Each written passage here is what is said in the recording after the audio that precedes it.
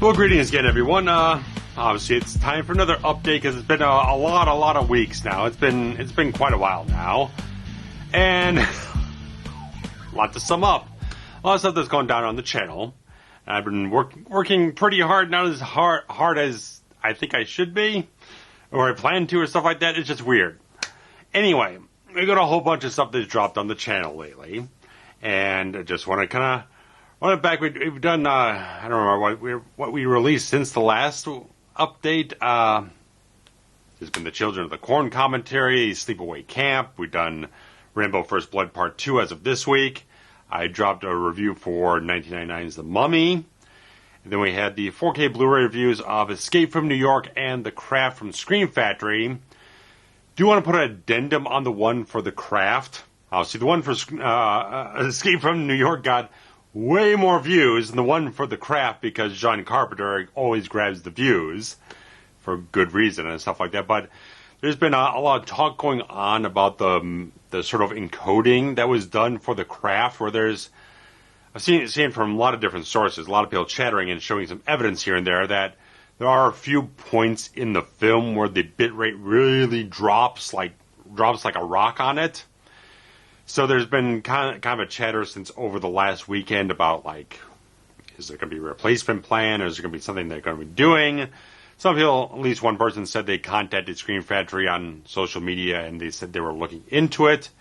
We'll see what happens. Personally, I didn't witness any of the stuff, but regardless of that, I've seen evidence. I've seen people showing screenshots and bitrate kind of waveforms, however you want to call it, just showing a lot of different evidence of the graphs and everything and how the bitrate kind of dropped off in certain places. So we'll see how that goes. Anything like that. If that becomes a replacement plan, I'll try to make an update on it and let you know what the hell is going on so you can choose what you want to do about that. So just so you know, that is a thing that's going around. If you search around on certain forums or a couple other videos that have gone on that have done a lot more thoroughly intensive stuff that I don't have the equipment to do with, they have kind of gone in and kind of examined that and made it known. So we'll see how that progresses and so on and so forth. So we got that. We got all that stuff that's going on the channel. I got a lot of stuff out last week.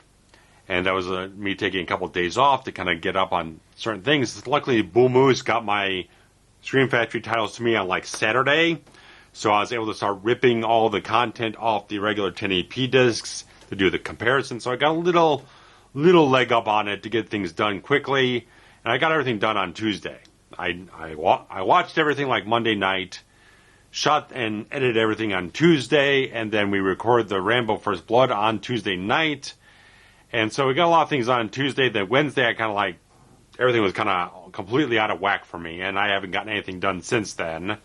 I've been kind of swirling around trying to figure out where to land things. It's been a bit of a struggle with different things. I wasn't sleeping very well because of caffeine issues, stuff like that. So that was keeping me up too late. I couldn't get to sleep and stuff like that. And I didn't get Rexia. So that's not been going well, but I'm kind of leveling out on all that type of stuff here and there, but as things go along.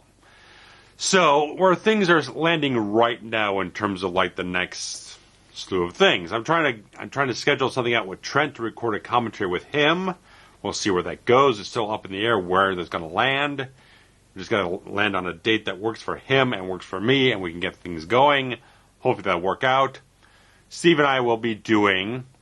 We're trying to wrangle around getting the Brian De Palma adaptation of Carrie on the list here as part of my pickups in here. So I might as well just dig that out from here and just kind of like, oh, well, here it is.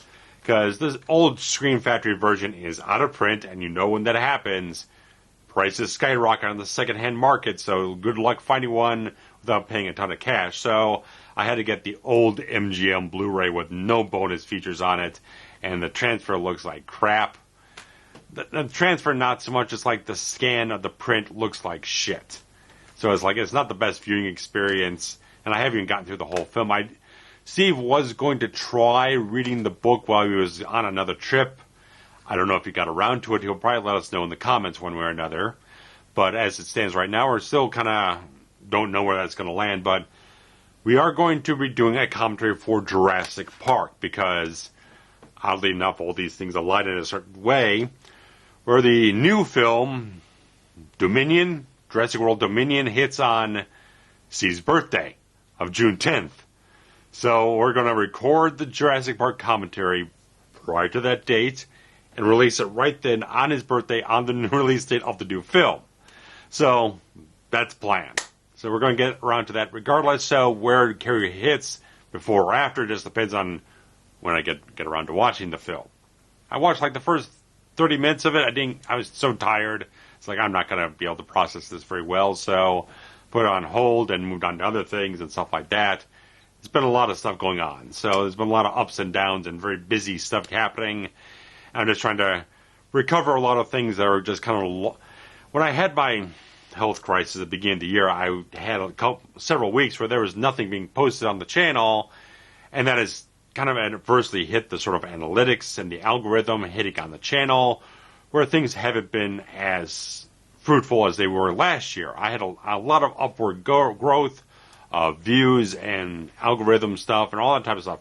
Everything was on a very good incline of things, and after that happened, I have not been able to recover the views, the ad revenue, all these different things that make the channel successful. It's kind of hit off on a slope, and it's not gotten back up to where it was. So I've been trying to work hard to get more stuff out, to get up more stuff, get all that stuff beefed up, and it's really grinding along real badly. So just the difficult type of thing, trying to get around to doing more stuff and trying to kind of hit myself up to motivate myself when it's just like I'm not feeling it. I'm not doing well. So it's just, it's a bad freaking platform in a lot of places that just kind of grind you down to the fucking bone sometimes, and it's really hard. These monthly cycles are tough because it takes so long to get a video produced, and the month's almost over and you've barely gotten anywhere close to where you wanted to, so it's really tough. It's really tough. All these people, all of us here doing all this creative stuff, it's really tough. So, I mean, any support you guys give us, liking it and definitely sharing things around is a big, big help. The comments definitely too, and always there's the Patreon, just like the Patreon would help. If you guys can contribute to kind of get that early access and to support things around here, it definitely throws in and helps a hell of a lot. So there's that for that thing.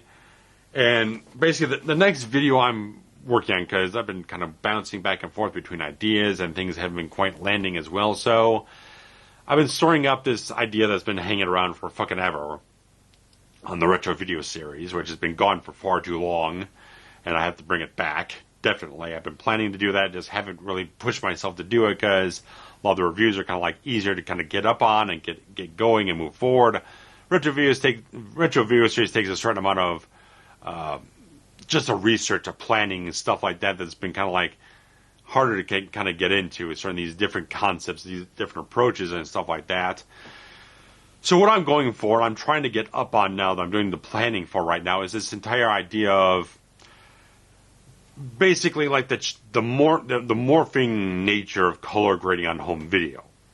And the main thing this kind of stemmed out from was a partially shot video I did like a year and a half ago, kind of documenting how David Fincher's Seven has kind of changed from like the theatrical to the Laserdisc to the Platinum Series DVD to the Blu-ray.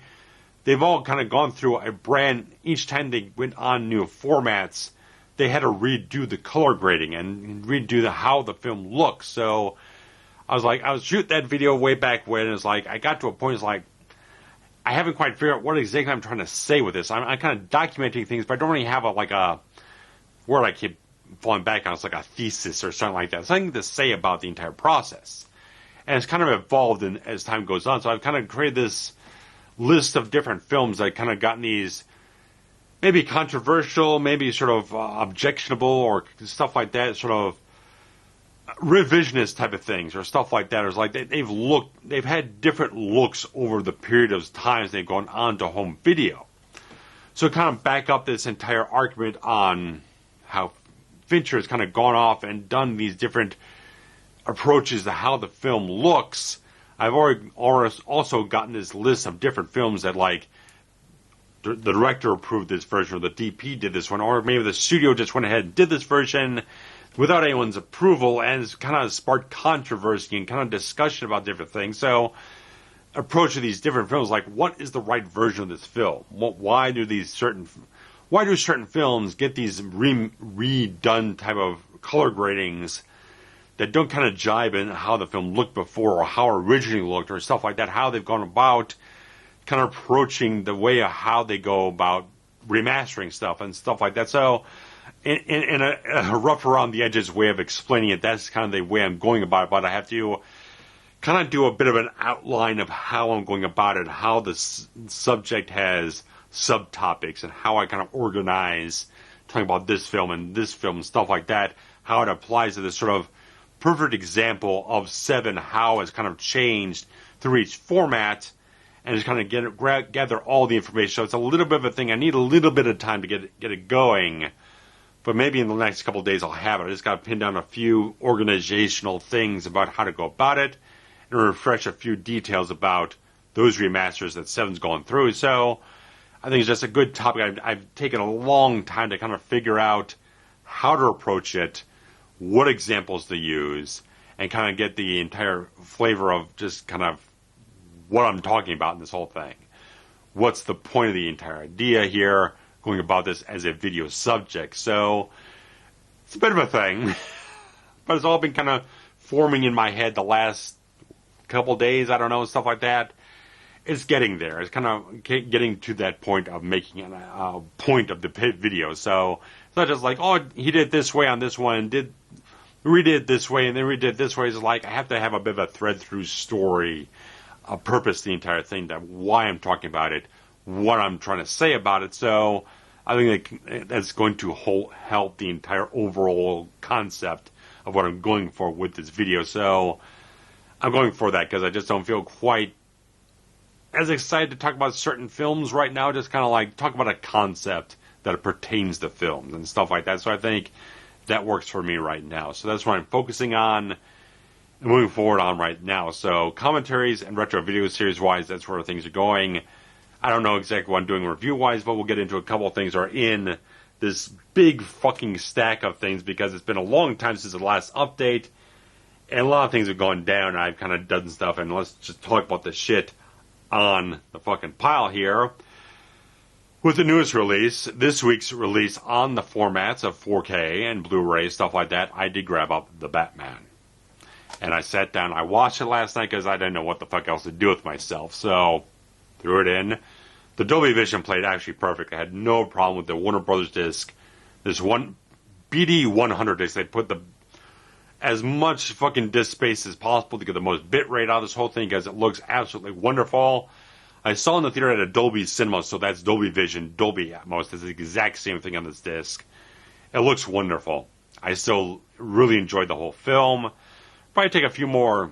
I don't know if I'm ever really going to do an assessment video on the entire thing. Because I just don't know. I've seen so many video essays and people's viewpoints on the whole thing in the months leading up to just having a physical release. I don't know if there's any room for me to really do anything about a specific video, but I just grabbed out the standard 4K release. I do like the kind of like the red banner and stuff like that. It's a nice little added extra thing here, but on the regular disc, it's just kind of the plain artwork and stuff like that. But this is a 4K disc, the Blu-ray disc, and then the special features. I haven't touched those special features at all, but I sat down, watched the whole film, beginning to the end, all over again, and I really still liked it. And I listened to the soundtrack several times. I bought the soundtrack. It's like 2 hours of music from Michael Giacchino. It's like, how can you not want that?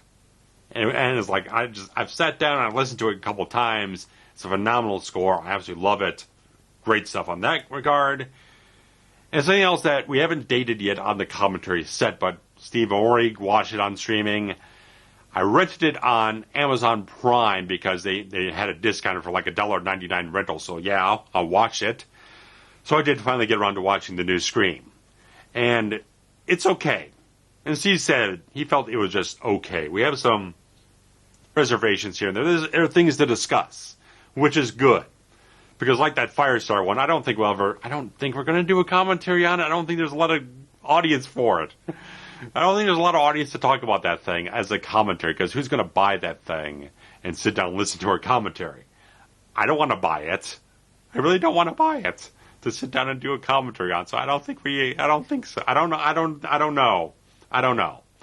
But we at least have things to discuss on this one. And it's like, it was interesting. I'm not going to spoil any, I'm not going to run into anything. I'm not going to say much about it, but I think I want to sit down and kind of do not like an all one day thing, but I do want to watch all the other Scream films all over again with this one at the end, obviously, and just get that full franchise experience and get the whole thing soaked in.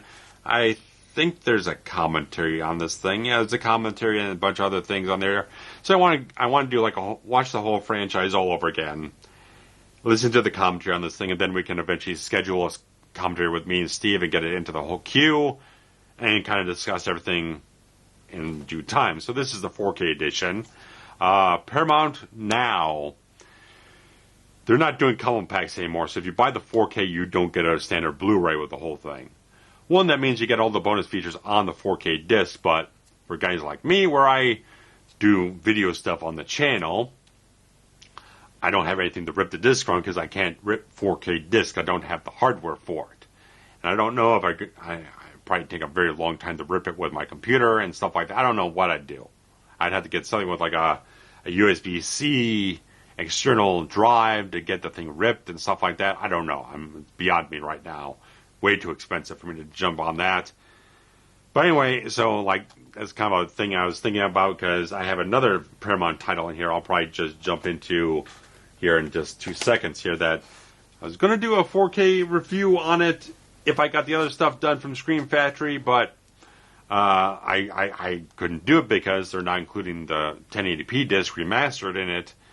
But I did recently pick up both Beverly Hills Cop films on 4K because I previously just had this region-free UK trilogy pack that I had when we did the commentaries on it about 2.5 years ago. And so it was kind of a no-brainer. I grabbed this one up, and then knowing that I was going to be grabbing the sequel up because it came out last week, and this was going to be like, okay, I was going to do a 4K Blu-ray review on Beverly Hills Cop 2, but since they're not doing the combo pack anymore, I realized, well, I can't rip the disc to show anything because all I have is the old Blu-ray release, and so I can't feature the remastered edition that was on because they put out did the 4K scans, they put out a new trilogy pack that was like just an actual U.S. release and everything like that right after we did all the commentaries, so I didn't grab that up, so I don't have a 1080p disc to do that, so I didn't bother doing that, and I haven't even sat down and watched these. I intended to do it last week, and I just didn't get the time for it, so I'll eventually sit down and watch these back to back, but everything I've seen about these, Paramount's done a really fantastic job doing good work with their 4K releases, so I think they are Dolby Vision. At least part 2 is Dolby Vision. It doesn't say on the back. It just says Dolby Audio for the first one and DTS Master Audio. No, it does say Dolby Vision. So they both have Dolby Vision and Dolby Atmos. So that's great. Don't think I'll be grabbing the third one up. I just don't think I kept the old DVD set because there are no bonus features on the Beverly Hills Cop 2 4K. None whatsoever, I don't think. If at most there's a trailer, but I don't even think they have that much. The old DVD release had featurettes on it. It had interviews with the cast and crew, so I'm keeping that. So I still have the trilogy DVD set from like 20 fucking years ago. So I still have part 3 to watch on DVD. If I'm ever feeling morbid, I want to watch it with our old commentary. But regardless of that, so I would definitely recommend getting that. If you don't already have the old the remastered DVDs, the remastered Blu-ray trilogy pack, that's definitely something to grab up. Those look really good on everything I've seen from all the comparisons, all the type of stuff. Really good stuff. I like the fact we're getting more Tony Scott films in 4K. We've got that, True Romance. We got Top Gun. I think that's all we got so far. We haven't got like Enemy of the State or Crimson Tide or anything like that. That Disney owns those ones, so that's kind of a here or there how they were ever going to do that. And we got some other Tony Scott. I think they did Days of Thunder from Paramount as well, so they kind of got a lot of the Tony Scott ones kind of remastered back when they were going to release Top Gun Maverick about 2 years ago. But obviously, as we are now. That's just getting released this weekend. I will be seeing it. I won't be doing a video on it because I don't think I really need it. I don't have the time for it. But I'm probably going to go see it in IMAX on a matinee showing. So I'll get around to that in due time. But regardless of that, I'm really excited for it. And probably get more Tony Scott films on 4K, like Men on Fire would probably kill on 4K. Whew. But I did grab up Casino Royale 4K because one thing that caught me is that they have the unrated version because they did get some violence cut here in the U.S., not in the UK. The UK release always had additional footage. The one thing I know is that the entire stairwell fight with the guys with the machetes and stuff like that, that had additional had additional footage that was cut in the US, but was released fully uncut in the UK. So I was aware of that from many, many years ago and stuff like that. So it's nice to actually throw that on there. So I'm eventually going to get around to a video on Casino Royale at some point in time. That's definitely on the list. I have this on the list. I also have Spy Who Loved Me on my list of potential reviews. Because if I'm going to do one Roger Moore film, that'll probably be the one, because it's kind of considered his best one. So it's one I haven't watched that many times, but when I've watched it before, I've noticed it's a really visually stunning film in a lot of cases, a lot of interesting things. So that's up on the list and stuff like that. So I definitely had to grab Casino Royale in 4K. So that was kind of a cool thing. And again, it's got a combo pack, so I still have the. Thankfully, because I had the Ultimate Edition DVD set many years ago, which had a nice slipcase and had 3 different DVDs on it with a whole bunch of extra bonus features. They eventually did port that over to a collector's edition Blu-ray, but they also had a much more of a stripped down Blu-ray that didn't have as much, but this has everything. So they ported everything on, all the standard definition features, poured over to the Blu-ray on this whole thing, so you've got everything. Nothing to miss out on this whole thing. Plus, you got an extended cut of the film. Has additional violence and maybe a few other minor things here and there. So, that's cool type of stuff. I definitely have to get up to watching that. But getting up to some interesting things, because I did mention I was trying to. Getting up to the whole thing, because I did mention we were going to do a Carrie commentary. I think on the last one, I wanted to get up to watching Snake Eyes and do a couple other things I checked out a trailer for Carlito's Way, and it's why haven't I watched this film before? No one's talked about this film in my circles before. It's that looks right up my fucking alley. So that's going to be something I'll eventually rent and watch and see how it goes and maybe do something about it later on. But I definitely talked about Body Double. And this is the Indicator series Blu-ray, which is region-free.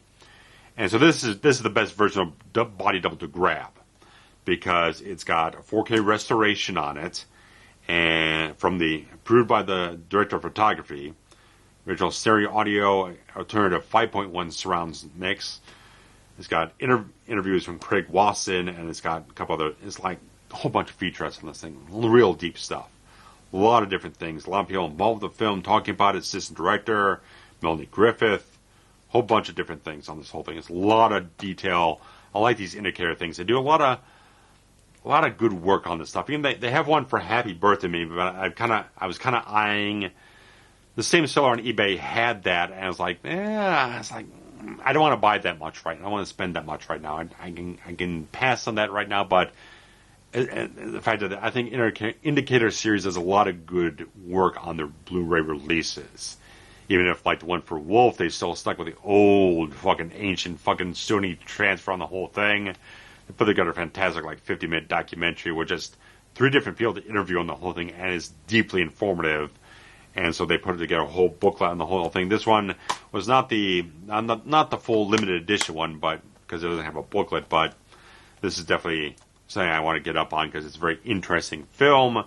It's kind of you kind of watch this and you definitely see all the Hitchcockian flavors that De Palma has been kind of dancing around with critics about how to receive that type of thing in his career, but there's a lot of stuff to get into. If you're very much interested in Body Double, this is definitely the version to get. Don't get the one that, obviously you can't get the Twilight Time one without paying shit tons of money. You don't want to get the one that's from the Sony, I think it's Choice Collection, because it's a BDR, not a press disc, it's kind of a burn disc, so you want to avoid that. definitely got the Indicator Series one. It's going to be the best one. It's got the best transfer, the best bonus features, all the type of stuff. And I was posting a little bit here and there, community tab and various social media things, about Screen Factory putting out Fire in the Sky. Now, this was a whole thing where, like, we did get a previous Blu-ray release in Australia from Imprint Films, but I was like, every time I saw it, it was like $35, $40 to import on, like, deep discount or something else like that. I was like, that seems way too much. I don't want to pay that much. But I had a lot of interviews on it, a lot of bonus features. Screen Factory finally announced their details on the whole thing. It's like they're going to have a couple of the interviews on it, but not a whole lot else. Like, say they announced they're going to have a new transfer on the whole thing, which I didn't know before I ordered the imprint version on eBay for a really good price. It was like $22. So I made out pretty good on this whole thing, grabbing it off of eBay from a U.S. seller. They got this thing to me in like 2 friggin' days, which is great. But this has a lot of good interviews on it. I haven't watched anything yet, but a lot of interviews, especially the stuff with some of the effects guys. It's like I had to have that. If I'm going to be doing a video on this. I will be doing this. I'll be updating my 9-year-old fucking video on Fire in the Sky sometime soon. Next couple of weeks, I'll be getting around to it. But it's like, if I'm going to be doing that, I do need interviews from the guys who did the effects work on the goddamn film, because that's very vitally essential to me talking about this film. So they don't really. I think they might have. I think they have a new interview from the director, but this thing actually has a commentary track from the director. So it's like, Screen Factory 1, it'd be great for the new transfer. But the fact of the matter is, I need as many of the interviews on this thing as possible. I need the commentary track on it. So it's like, I'm doing a new video. I need the bonus features more than I need the scan. If I wasn't doing a video on it, I'd be happy with the Screen Factory release with the new scan and the depleted bonus features. But as I'm doing a video on it, I need as many resources as possible. So grab this up for about $22. And so we're going to get up on that, because I've actually been thinking about updating the Fire in the Sky video for fucking dark ages, like fucking ever. For like more than half a decade now, I've been wanting to redo that video, even though it's a very popular video. There's a lot more I can get into it, getting it refreshed. The way I do videos now and versus the one I did back then, I can do a lot more in-depth stuff, a lot more analysis, a lot more things talking about, like, well, it's supposed to be based on true events, but the accounts of one of the events have been not entirely one-to-one about what happened in the film. There's a lot of creative license. There's a lot more I can get into and discuss about the entire film on a lot more different angles. So there's like a lot more I can get into. I've been wanting to do it forever, so that will happen. But as we're talking about Screen Factory, these are technically both Shot Factory releases. I just got these the other day. And so I upgraded my old DVD. I'm getting so screwed up with fucking formats right now. There's 4K, there's Blu-ray, there's DVD, there's Laserdisc. Everything's screwed up. I had this on DVD upgraded to the old Blu-ray. But now I upgraded to this Shout Select version of Dirty Rotten Scoundrels. Because I was just like, I got things on my list I want to do, and I want to upgrade certain things. I just like been sitting around. I was like, just fucking buy some shit. Just buy it. So I upgraded this thing. It was like $15 on Amazon. So it was like, just fucking do it. It was one of those things like, it's on new 2K scan, so at least an upgrade on that. There's a new interview with the screenwriter, so there's at least something on that to get a little bit more on. It's like, I've been batting around since like yesterday. It's like, can I do a review on this? I don't know. I've never done a review on like a straight comedy. I've done like an action comedy, maybe done a horror comedy. Never done something that's just a regular comedy. It's like, can I do like an analytical review on a comedy? I don't know if I can. It's very weird. I love this film. I saw it in the theater in 1988. I've loved it since then. It's a fantastic film. I cannot love Michael Caine and Steve Martin doing some of the best comedy they've ever done. It's a wonderful film. Frank Oz directed it. I actually had a tweet some years ago, back out to Frank Oz. He was having a discussion about the film, and he liked it. He liked my tweet and everything like that about the whole thing. I have it saved. I'll show it. But maybe I can pull it off. I'd have to kind of sit down and kind of watch it again, see what I can get out of it, and watch the bonus features and stuff like that. Maybe. I don't know. It's an interesting challenge. I've never actually done that type of approach to a video before. Can I do it? Is there that much to talk about? It's like, it kind of comes down to like having enough to talk about in the production and certain other things about it. So, maybe. I don't know. If you're interested, let me know. I'll see what I can, see if I can make it happen. But another thing, I watched this. Oddly enough, I had never watched this film. I was sitting around a couple weekends ago, sometime last month or whatever the case was, and I just flipped around trying to find something to watch. And this came out. It was on IMDb TV, which is now like Freevee or something like that. They rebranded everything. But it was also up on Peacock on my, because I have it with a freaking cable and everything like that. So I was like, I've never watched this before. Let me check this out, because it's gotten a lot of great acclaim. Old 80s thriller slasher film. Stepfather. Terry O'Quinn, man. Just killer performance by man.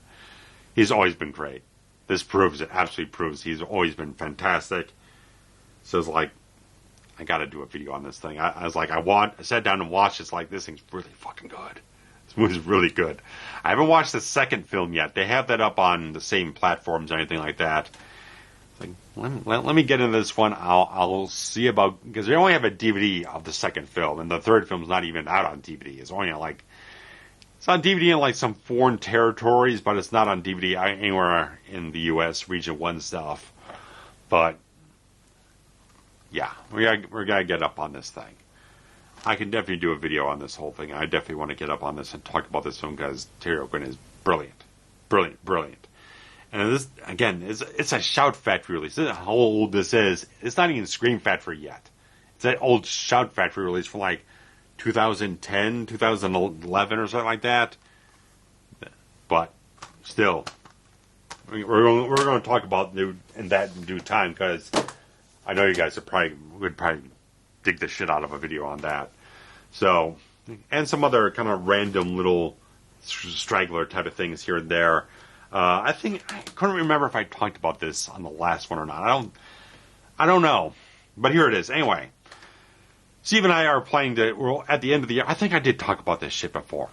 That we're going to do the Poseidon Adventure and the remake of the Poseidon Adventure. That's called Poseidon, with Kurt Russell and a couple other random people here and there. Richard Dreyfuss is in it. They're both New Year's Eve movies, so we're going to be doing them sometime at the end of the year. So I grabbed them up a month and a half ago, 2 months ago, something like that. I think I got them both off of Poseidon. I got the remake. I got off a deep discount. I think I got this maybe off of Amazon or Bull Moose or something like that. In regards to that, they're up on the commentary list, because we always need a little like holiday occasional type of things here and there that kind of pop in on certain dates. So we like doing that here and there. And two little stragglers I have. I've finally got Rising Sun with Snipes and Connery. Because after I did Passenger 57 like fucking ages ago, it's like, I want to do more Snipes action films. And I just never, this was the first thing that came to mind. Because I never watched it, but it's like, I gotta have something to talk about when there's Sean Connery and Wesley Snipes in a film together and stuff like that. So it's like, it was been sitting around. It never really kind of went down in price very well.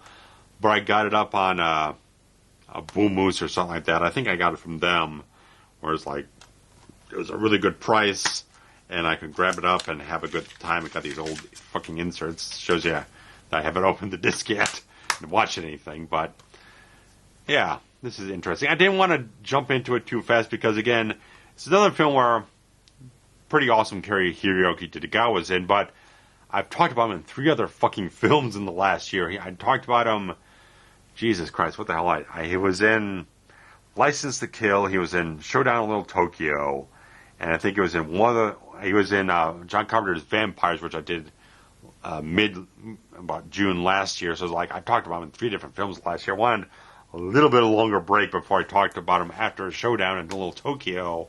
It's like, yeah, he's in the film. He's always good, but it's like, I don't want to keep ringing the bell. I'm talking about the same actors over and over again too much. So I want to have a little bit of a distance on that. So I'll get up on it probably sometime this summer. But it's like one of those things, like, it's from Philip Kaufman, who did Invasion of Body Snatchers 78.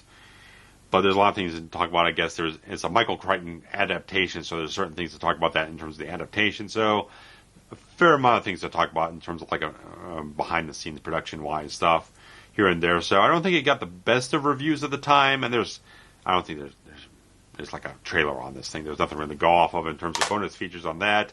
So a lot of things I just have to read up on. But last thing on the list, I grabbed up Empire Records because I only had the that fan remix DVD of it, and a lot of people said it has a lot of extra bonus has extra bonus features, has extra scenes added, but they kind of edited out a lot of different things that a lot of people actually liked from the theatrical version. So I figured I'd finally pulled the trigger on this. I think I was just looking for some other things to get up to the free shipping on the Bull Moose website. So like, what the fuck, go add it in there and stuff like that. So that's a good film. It's a pretty good film. I don't love it, but it's kind of fun to go back to every so often. So it's not the best Blu-ray transfer I've heard, but it's serviceable. It's passable. It's okay. But I think who they came out from? I think it was Warner Brothers, 20th Century Fox. So Disney would have that now. So good luck on getting a remaster now. Recent in terms of like remasters and 4K stuff here and there. Another piece of news came out saying, Michael Mann's Heat is now dated again for 4K in August, but we've been around this bush before. I think it was supposed to be released last year or the year before, and it's like, it was supposed to come out, and then it dropped off the schedule completely. Now there's a rumor of it coming back up, because I think there might have been a retail listing up for it. I ain't buying shit until I see a press release from freaking Disney and Fox Studios saying it's coming. And it's gotta be done on a BD-100. That film's definitely got to.